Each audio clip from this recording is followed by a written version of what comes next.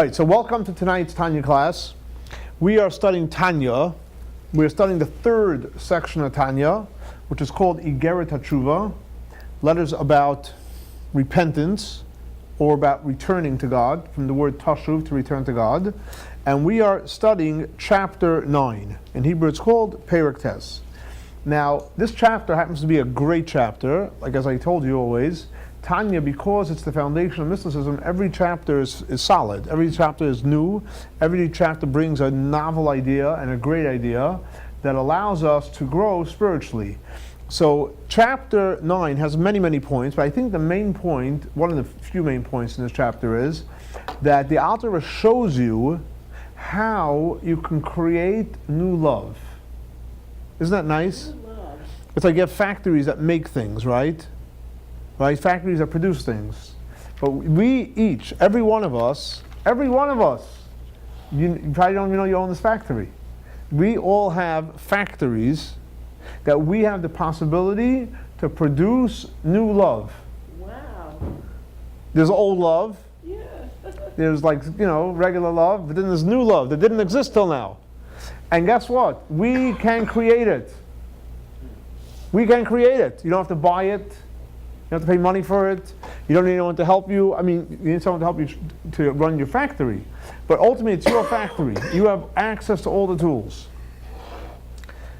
So you guys want to know how to create real love? Oh, yeah. Okay, that's what tonight's chapter is about. And again, there's a lot of other major points here, but I think as a major point of chapter 9, First Heh, is about the Alter Rebbe is going to show you how to create new love. Okay, so let's start with an introduction. We know that this section of Tanya is about Teshuva, returning to God.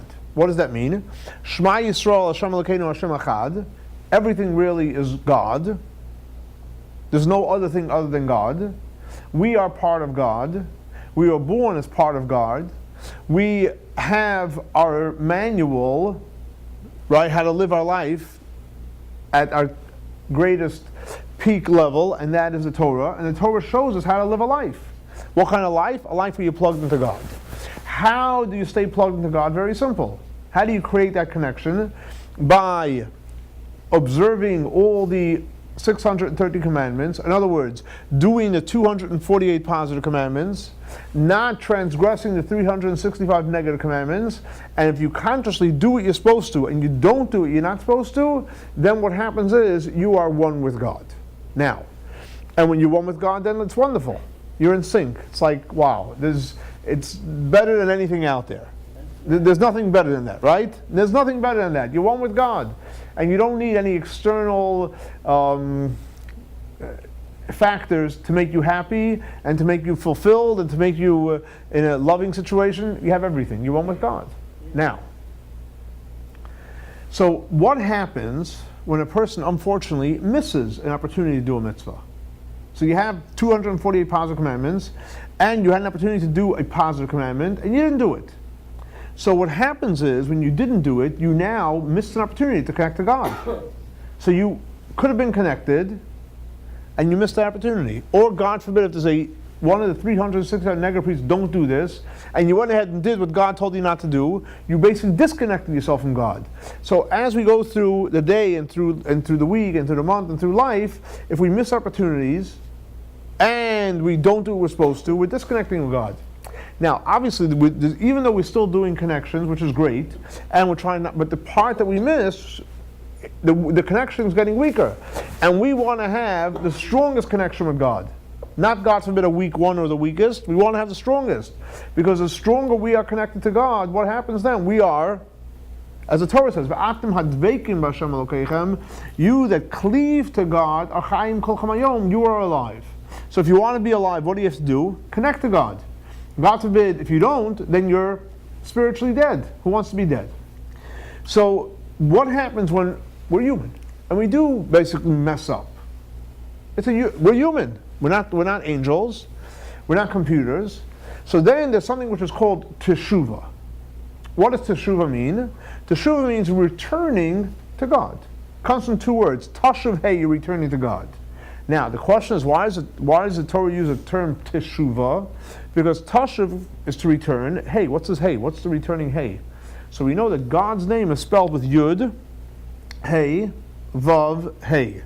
So what happens is when a person is completely connected to God, so then the Yud, Hey, Vav, Hey is in sync. What happens when a person misses an opportunity to connect or disconnects? Then the Hey gets disconnected. So notice the Hey gets disconnected from the Yud, Yud Hey. The Hey gets disconnected from the Yud. Vav Hey, the second Hey gets disconnected what? From the Vav.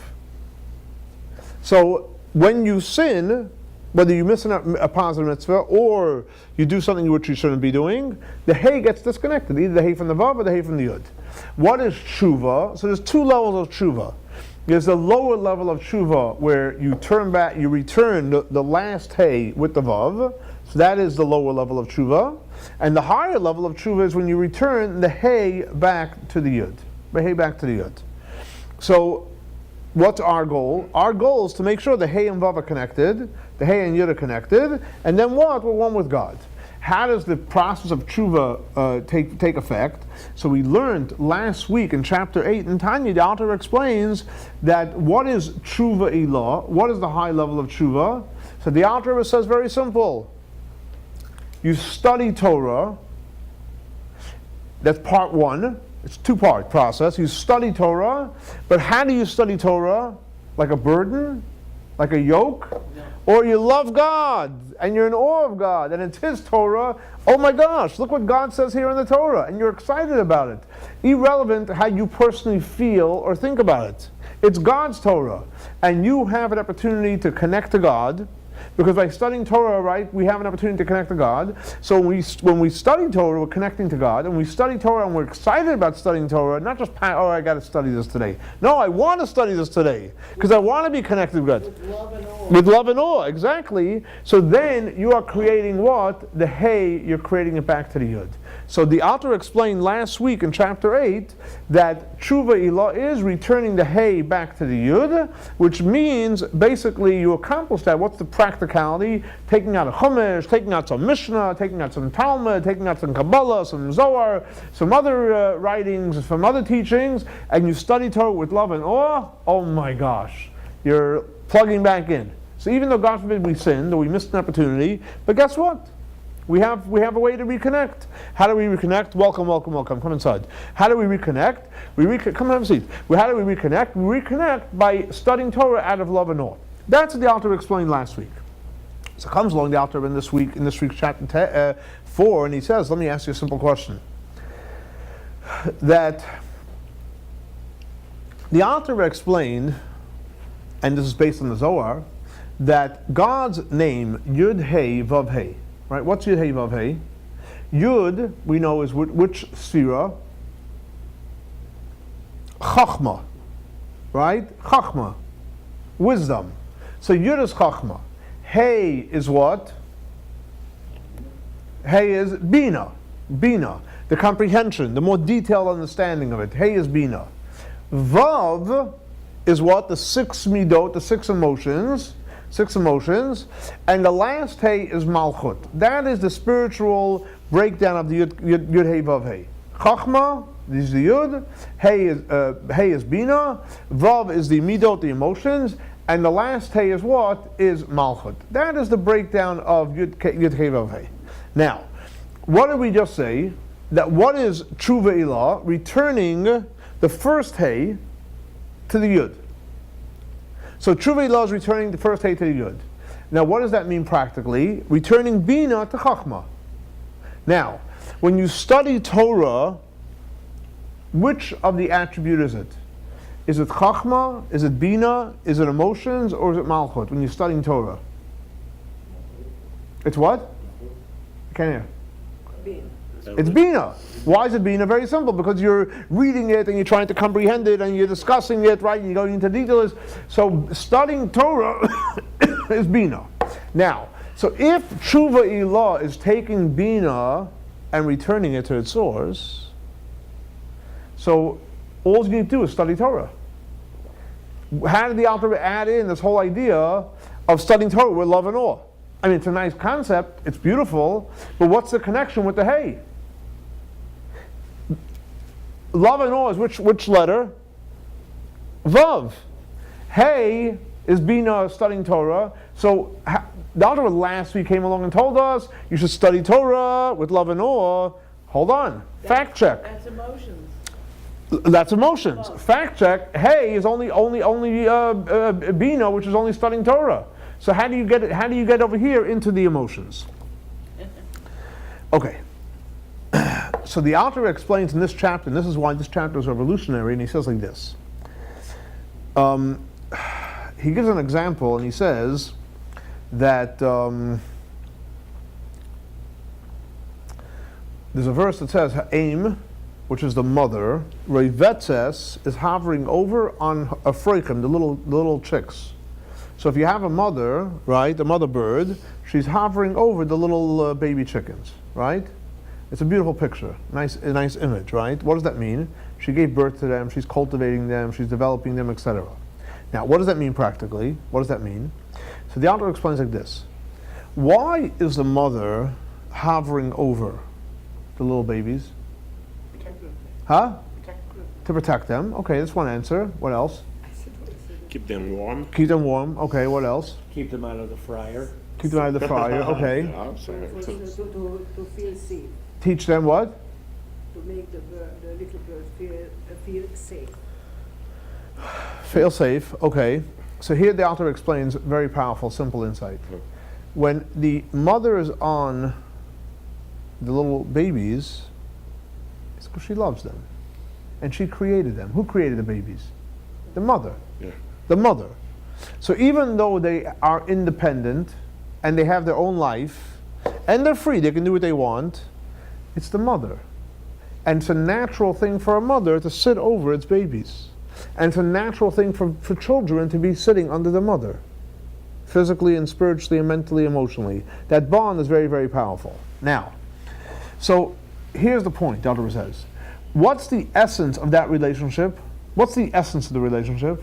Love. The essence of the relationship is love, but the essence of the relationship is because they come from the mother. It's not like a created relationship. They come from the mother. The mother created them. Now, so therefore the Alter Rebbe says like this. When a person sits and studies Torah, what do you use? Which midah? Hi, welcome. Perfect time. Which midah, when you study Torah, what midah are you using? Come have a seat right here. The hay. You're using the hay, right? When you're studying Torah, you're using the hay. And the idea is you're using Bina. So you're sitting and studying Torah, you're thinking about the Torah, right? You're getting into the Torah and so on and so forth. Now, what happens as you study Torah, and you're thinking that it's God's Torah, and you feel that connection and that relationship with God? We're not computers, remember. Remember, we're not computers. So what happens? Emotions are aroused. Very good. Exactly. So when you sit and study Torah, and you're like so excited that you have the opportunity to sit and learn God's Torah, and you're actually learning with God, because when you're reading God's Torah, God's reading it with you. It's like automatic. What happens? As Emily said, the emotions start. Now, ultimately, where do the emotions come from? Where do the emotions come from? We know Inside of us. From above, From the the heart. above, what? From the the heart. above. Where does the emotions come from? Where do the emotions come from? No, from the inside. From love, from inside. Yeah. Let's do it again. Memory. Let's do it again. Pay attention. I want you to get it. Pay attention. I want you to get it. Okay, I want you to get it. It's very simple. Usually the most simple things are simple. All right? And most great things are simple. Okay. You're sitting down to study Torah. Before you study Torah, we know you make a blessing, right? Thank you, God, for giving me the Torah. So you're acknowledging the fact, this Torah that we're studying is whose Torah? It's God's. Mm-hmm. God gave me the Torah. Now, when I study Torah, I'm connecting with God. And as I'm studying Torah, oh my gosh, imagine this is what God says, and this is what God wants, and this is the ruling like this, and this is this story, right? And it's not just a storybook that you picked up from the library. This is God's Torah. And through studying Torah, we're connecting with God. Now what happens, we said, what happens when you start studying Torah and you start thinking about what you're studying? What's a natural byproduct? Emotions. Mm-hmm. Emotions. So let me ask you again the question. Now I want you to think. Just think a little backwards. Where do the emotions come from? From God. Everything's from God. That's the magic answer. He knows that answer. Everything's from God. That's always a winning answer. Everything is God. Vav would represent one of the spheros. No, I asked you, let's go back. Yeah, come on, let's be simple. Where did the emotions come from? Oh, the brain, the head. Oh, there you go. There you go. Very Same good. memory. But it comes from our heart.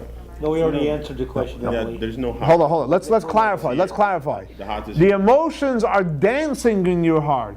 Yeah. That's the dance floor. Yeah. The dance Yeah. floor for the emotions are in the heart. I got it. No one's arguing with that. You want to know? You want to watch a dance? Look in the heart. That's where they dance. But who created the people on the dance floor? Who created those emotions on the dance floor? No, I agree. Again, agreed. All emotions dance in the heart. Now, some dance in your head too, and that's intellectual emotions. But that, right? And the author mentions it here. But let's get back to the point. Who created those emotions? The head. The Bina. The- God is the magic answer. Bina created emotions. Can- So Bina, one second. So Bina created the emotions. Bina created the emotions. Now, so the reality is, these emotions, they exist before? Did they exist before? Yes. Where? They are. Yeah, they created. They were just created. Yeah, it was born. They were just created in the Bina factory.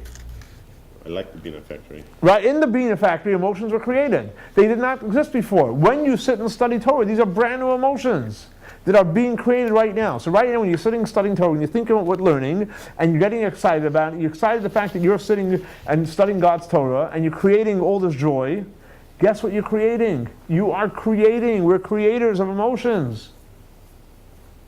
Now, so the Alter Rebbe says, when a person does that, does what? Two parts. Not only studies Torah, but you also get excited about it, then that hay goes back to its original place. So it's not enough just to study Torah, even though that's great, and if you can study Torah, it's wonderful, but when you study Torah and you get excited, it means you're creating something, your Bina factory is working, you have good product, and people see it all. How do you know if you're excited about it? First of all, you feel it. Yeah, the result, the outcome. You feel it in your face, and you can see it on the other person's Eyes. face. So the point is, if the emotions are being produced, you're going to feel it, right? And you're going to see it. You don't need a mirror. Believe me, you don't need a mirror. When you're happy, you don't need a mirror, yeah. right? 1 second. I'm sorry, sir. It's okay. I'm sorry. It's okay. I'm So excited. That's it.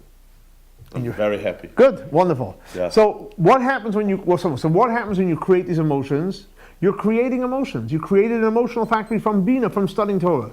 So the Alter Rebbe says when a person does it, you know what that does? That takes the hay and brings it back to where? To the Yud. And again, so what was the question we had? Emotions are the Vav. And the answer the Alter Rebbe is saying is two different emotions here. There are emotions that are emotions, and then there are emotions that are a byproduct, that are new emotions that are created from Bina.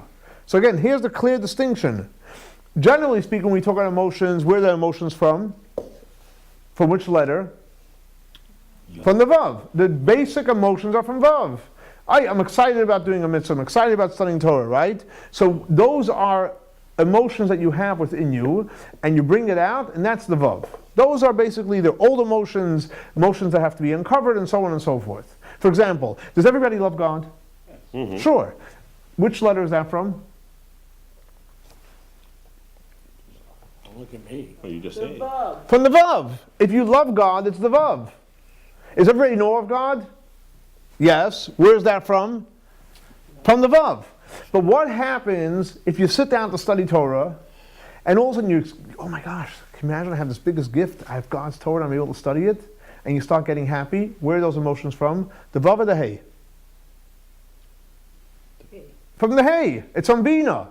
So, so even though the Alter Rebbe says study Torah, and again, different emotions.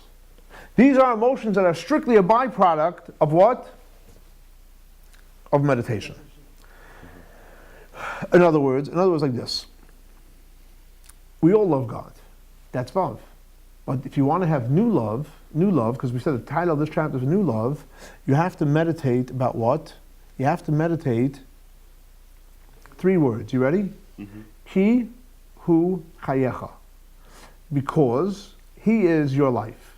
In other words, don't all panic on me. Are you guys all alive in this room? Not calling 911. Everyone alive? Oh yeah. Everyone alive? I don't hear everyone alive. Is everybody alive? Sure. Some people are still sleeping. Is everybody alive? We're alive. Yes. Be alive. We're getting Yeah. there. Okay. Staying alive. Let me ask you a question I this. am. What are you living from? How are you alive? From God. Oh, very good. Now the Again. answer is very good. Very Again. good. How are you alive? From From God. God. Ki hu, God is chayecha. The only reason why you're alive is because God created you. Now, what happens if you start now thinking about the fact that if not for God, I wouldn't be here? I mean, think about the moment. It's not a scary moment. If not for God, it's a happy moment. I wouldn't be here. God chose, obviously with a partnership with my parents, etc., the God chose for some reason I should be here. But the other was your parents created you as many years ago. Some of us like 10, 20 years ago. No one's older than 30, right? Anyway, whatever it was, at some point, God and your parents were partners for you to be here. But that was to be here. But the fact that you're alive, and you're healthy, and you're breathing, and you're living, and you're functioning, why is that all? Ki hu chayecha. Because God not only created you, He gives you your life force every moment. So what happens when you start meditating on that? Again, you're using meditation. What happens when you start meditating ki hu chayecha? You're meditating, you're thinking. Feelings start. Where were those feelings before? They never existed. And you feel alive. You feel alive. But those feelings, are they emotions of emotions, or are they emotions as a byproduct of your intellect? Exactly. So anytime that you meditate on God and the greatest gifts of God and the fact that God made you who you are and you put on a smile, those are much higher emotions. So think about it. It's a very interesting concept. What if a person's happy? Just happy. Are those? That's great. It's wonderful. But is that low emotions or high emotions? It's low. It's the vav. Yeah. But what happens when you think about the fact that, oh my gosh, God put me on this world because I can make a difference. And now you're happy, because not just happy, just because I'm here, I'm happy, because I thought about it, oh my gosh, God actually created me, and He maintains me, He gives me my life force, and He wants me to be here so I can do great things for the world. And you stop becoming happy, what happens now? Those emotions are much more powerful. Why? Because they're a byproduct, what? Of Bina. Now, so what happens once a person starts meditating on this, and you start meditating on the fact that God created you? So now, what do you want? You want to create a deep connection with God. Because the more you're connected to God, guess what? The more alive you are. So when you study Torah, you're connecting with God, because it's God's Torah. But also we know that Torah tells us to follow in God's footsteps. What does that mean? So for example, the Torah says, just like God is compassionate, God has full compassion. That means you can basically be not nice to God, you can be disgusting to Him, you can be obnoxious to Him, you can be mean to Him, you can be rude to Him. What does God do? Big hug. It doesn't even forgive. He big hug, He says, come, I love you. Right? Because, hello, after I did that to you, guess what? He's full of compassion. That's your issue that you're angry and upset. That's your stuff. God loves you. He doesn't get affected by how you treat Him and how you think of Him. He has one tolerance beyond. It's not tolerance. He loves you. No questions asked. You did something, you didn't do something, you said, you were nice to, irrelevant. God's full of compassion. That's what compassion means. That's what compassion means. Compassion means you're compassionate for somebody. Someone can be standing there making fun of you and hurting you. Guess what? I love you. What can I do for you? And guess what? When God does that, think about it. How many times a day we rebel against God? Think about how many times a day we miss an opportunity to do a mitzvah, or we do things we shouldn't be doing, thought, speech, and action. Did God cut us off? He stopped sending us checks? He stopped letting us breathe? He stopped giving us life force? No. God is giving unconditionally. Gives unconditionally. So, but we have to go in God's footsteps. So just like God is full of compassion, how should we be? Full of compassion as well. If you want to follow God, guess what? God's full of compassion. Irrelevant what you said and what you do what you're doing and how you feel, I'm here for you. What is it you need? Now guess what happened? Could you lose by following God? The magic answer is God, right? So could you lose by following God? No. You can't lose at all. Not at all. First of all, you're in good company. Oh, yeah. You're in good company. Your God's your mentor. You're following God. And what happens is, as you work on refining your character, like for example, compassion and all the other attributes that God has, you become more of a refined human being. You become a godly-like person. Compassion is a godly thing. And when we act compassionate, and we act kind, even though maybe our mind tells us not to, we become like God. Now, so we have to work on ourselves through studying Torah. Now, what happens? Think about what happens when you're compassionate. You have compassion on somebody when everything in your mind tells you not to be compassionate. How do you feel? You feel weak or you feel strong? Say it again. You feel strong because you are behaving like God. Now you have an opportunity to really behave like God because you're being tested and you're still going to be compassionate. Now, so what happens? You become strong. Strong, what does that mean? In your mind or in your smile? In your emotions? In your emotions. So in other words, by being compassionate when it's hard to, and we're doing it just because God does it, like God, it creates real emotions. When we, for example, think words of Torah, it creates in us a real happiness. When we share words of Torah, we share Advar Torah, halacha, whatever it may be, we become stronger because of it. When we do a mitzvah. Now, but anytime a person, again, thinks Torah, says Torah, does mitzvot, we become connected to God. Now, that's all on a functional level. But what happens when we do the same thing and we do it, so to speak, on steroids? That means we do it with love and with awe. That creates a strong connection. In other words, I'm going to tell you a word in Hebrew, I'm going to translate it. The goal is, what's the goal? We said in the beginning of the class, Shema Yisrael, Hashem Elokeinu, Hashem Echad. So the goal, what's the key word in that phrase? I mean, every word is key. What's the key word in terms of an avoda is Echad. To create a yichud, to create a oneness, or to create a connection. So our goal in life is to do what? To create a connection with God. And we want a strong connection. And guess what? We want even a stronger connection. Now because God's infinite, could we get stronger? Let's say we say, oh my gosh, my connection with God is strong. Could it be stronger? Yes. Absolutely, because we're finite, God's infinite. So our goal is to create a strong and stronger and even stronger connection to God. Now, how do we create, now obviously for sure we don't want to create a disconnect. So how do we create a strong and then even stronger connection to God? So the basic nuts and bolts of every connection is very simple. Study God's Torah, do His mitzvot, go in His ways, etc.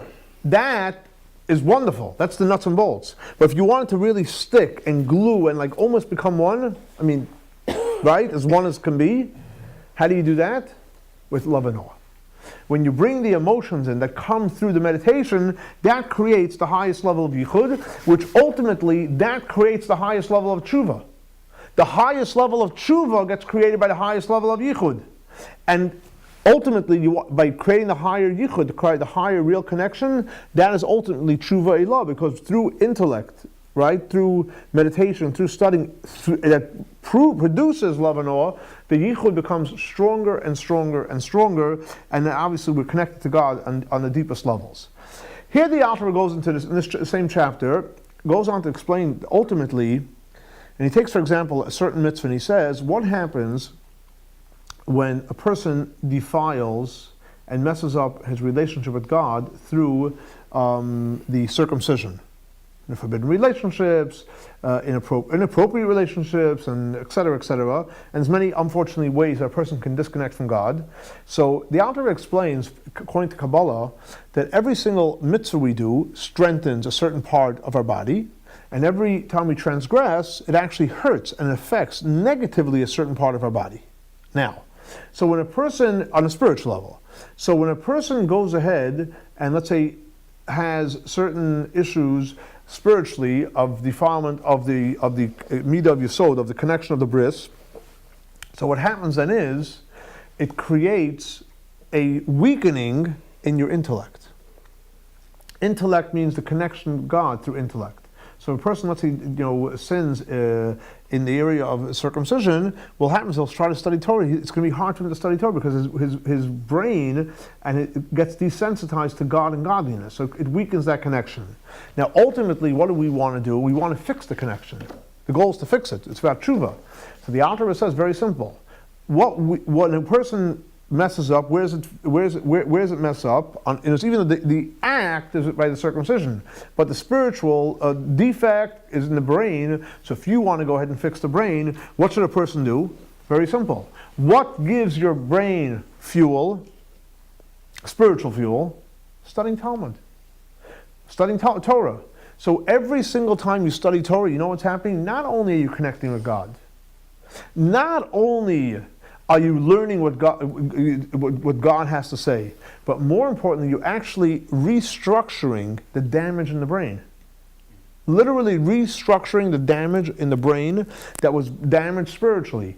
So every time you sit and study Chumash, Mishnah, Talmud, whether you study from a book or you listen to a class, you watch a class, you're literally restructuring the damage in the brain.